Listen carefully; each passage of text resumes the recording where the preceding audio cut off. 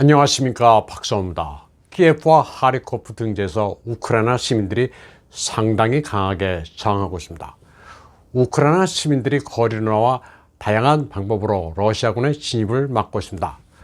모든 남성들은 무기를 들고 저항하라는 젤렌스키 대통령의 호소에 따라 러시아의 당초 작전 계획은 난관에 부딪히고 있습니다.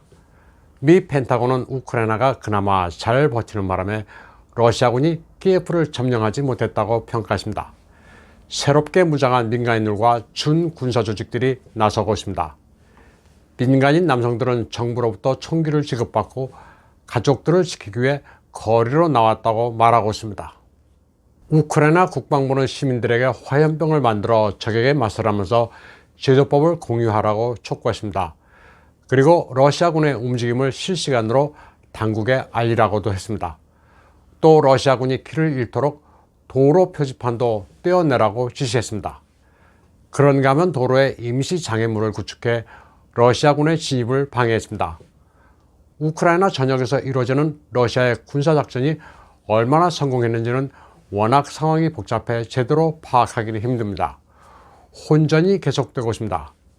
러시아군은 공항과 유류고를 우선적으로 파괴하면서 진군하고 있지만 순조롭지만은 않습니다. 러시아군은 하리코프의 원유 파이프라인과 바실키프의 유류 저장고를 폭파시켰습니다. 러시아는 우크라이나에 대해 민간인들에게 총기를 나눠주면 피해가 더 커질 것이라고 경고했습니다. 2월 27일 하리코프에서는 시가전도 벌어졌습니다.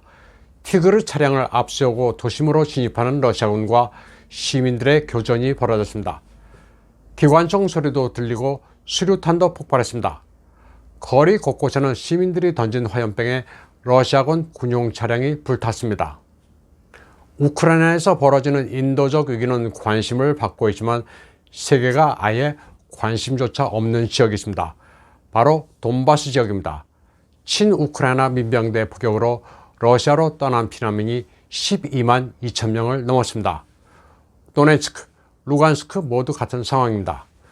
러시아가 이 지역을 독립국가로 승인하면서 이에 불복하는 우크라이나 나치주의 아조프 대대가 민간인들을 상대로 보복을 자행하고 있습니다.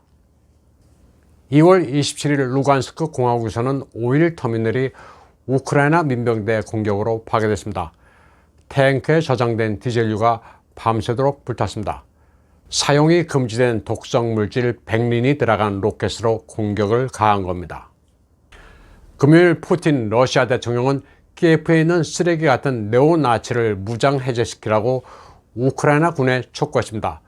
그리고 이에 앞서 목요일 도네츠크와 루간스크 공화국의 정식 요청을 받고 군사작전을 개시했다고 밝혔습니다. 한편 이와 관련해 루간스크 공화국 지도자는 우크라이나 군이 물러나면서 초토화 작전을 벌이고 있다고 말했습니다. 루간스크, 도네츠크 공화국과 러시아 국방부는 우크라이나 극단 민족주의 세력이 도심 지역에서 빠져나가면서 포병을 동원해 공격하고 있다고 비판했습니다. 루간스크 공화국 지도자 레오니드 바세치닉은 우크라이나 파시스트 세력이 극단적인 절망과 증오심으로 퇴각 경로의 모든 것을 파괴하고 있다고 말했습니다. 주거 지역에 총격을 가하는가 하면 지뢰를 매설하고 민간 시설물을 부수고 있다고 설명했습니다. 우크라이나 민족주의자들이 돈바스 지역에 공격을 가한 것은 벌써 8년째입니다.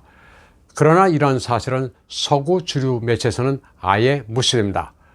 러시아는 무조건 악이라는 프레임에 우크라이나가 저지르는 잔혹 행위에는 눈을 감고 있습니다. 8년 동안 돈바스 지역에서는 전쟁이 일상이 됐습니다. 농가에도 우크라이나 민병대 총탄과 포탄이 떨어졌습니다. 마당에 기관 총탄이 수북히 쌓였습니다. 어린이도 기관 총탄의 종류를 구분할 정도입니다. 총탄이며 로켓탄이며 마당에 뒹굴고 있습니다. 군데군데 파괴된 민가에서 어린이들은 여기에 이미 익숙해진 듯합니다. 제노사이드가 벌어지고 있다면서 푸틴이 분개하는 이유입니다. 학교도 초토화됐습니다. 운동장 여기저기에는 다연장 로켓이 떨어져 구덩이가 패였습니다. 학교 내부는 전쟁의 참혹함을 보여주고 있습니다. 복도와 교실이 폐허가 됐습니다. 러시아계 학생들에게 우크라이나어를 강제했던 학교지만 러시아계를 증오하는 우크라이나 민병대 포격으로 학교는 옛 모습을 잃었습니다.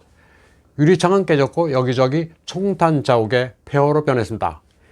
이 소녀는 수업 중에도 박격포탄이 날아들고 총탄이 빗발쳐 학생들이 공포에 비명을 질렀다고 회고했습니다. 학교를 복구해 다시 수업이 열려도 바로 다시 전쟁터로 변했다고 합니다. 키예프의 인도적 위기는 전쟁이 막 발발하면서 며칠이지만 돈바스의 비극은 이미 오래됐습니다. 러시아 국방부는 우크라이나 국민 반군 산하로 나치주의를 신봉하는 아조프 대대가 마리우폴의 민간 주거지역과 학교의 다연장 로켓 BM-21 그라드로 포격을 가해 다수의 사상자가 발생했다고 밝혔습니다. 서구 미디어들은 러시아군의 공격이 나치 독일과 같다는 젤렌스키의 발언만 인용하지만 러시아의 입장은 또 다릅니다. 러시아 국방부는 또 이들 세력이 루간스크 공화국의 스타로벨스크에서도 퇴각하면서 다연장 로켓 공격을 가했다고 말했습니다. 이고르 코나셴코프 러시아 국방부 대변인에 따르면 키예프 외곽 고스토멜 공항 교전에서는 우크라이나군이 백린탄을 다량으로 사용했다고 밝혔습니다. 백린탄은 1980년 유엔 협약으로 사용이 금지된 무기입니다. 코나셴코 대변인은 우크라이나군이 공항 방어에 다급한 나머지 122mm 곡사포와 그라드 다연장 로켓으로 백린탄을 발사했다고 말했습니다. 서구 진영이 러시아와 벨라루스의 전쟁 책임을 묻겠다면서 제재 조치를 발표하자 푸틴은 핵 억지력을 최고 수준의 경보 단계로 올리라고 지시했습니다.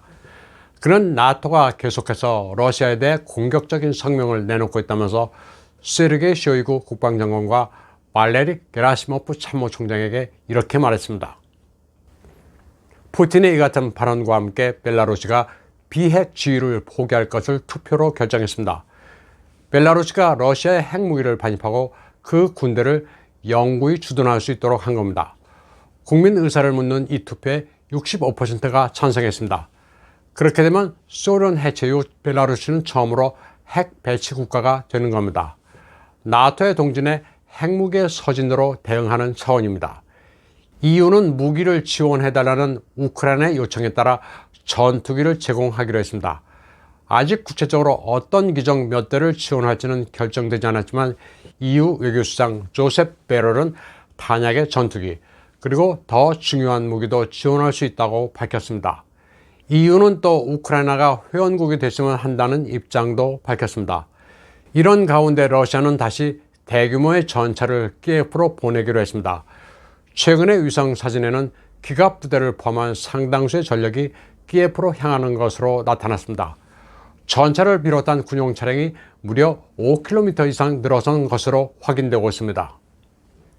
한편 도널드 트럼프는 플로리다 올랜도에서 열린 시펙 행사에서 우크라이나 위기와 관련해 바이든의 무력함을 거세게 비판했습니다. 그는 푸틴이 스마트하지만 그게 문제가 아니라 미국의 지도부가 멍청하기 때문에 이 꼴이 났다고 말했습니다. 러시아의 침공 원인은 바이든이 허약하기 때문이라고 비판했습니다. 트럼프는 또 러시아는 과거 25년 동안 제재를 받은 적이 있기 때문에 지금 제재 역시 약한 편이라고 말했습니다. 제재로 러시아를 날려버릴 수 있을 것이라고 생각들을 하지만 푸틴은 여기에 흔들리지 않을 것이라고도 말했습니다. 트럼프는 또 오바마 때는 크림이 점령당하고 바이든 때는 러시아가 우크라이나를 침공했다면서 자신만이 러시아가 다른 나라를 침략하지 못하게 했던 21세기 유일한 미국 대통령이었다고 강조했습니다. 지금 우크라이나 위기는 만만치 않습니다. 러시아와 우크라이나가 벨라루시 국경에서談판을 시작했는데 이를 앞두고 러시아와 서구가 더욱 충돌로 치닫고 있는 모습입니다. 러시아는 그동안 손실한 기갑 전력을 메우기 위해 다시 전력을 집중시키고 있습니다.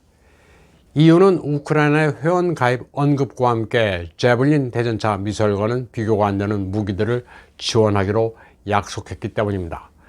러시아와 서구가 계속 자존심 싸움을 하고 있는 가운데 이번 분쟁이 당분간은 쉽게 마무리되지는 않을 수도 있습니다. 오늘 방송은 여기까지 하겠습니다.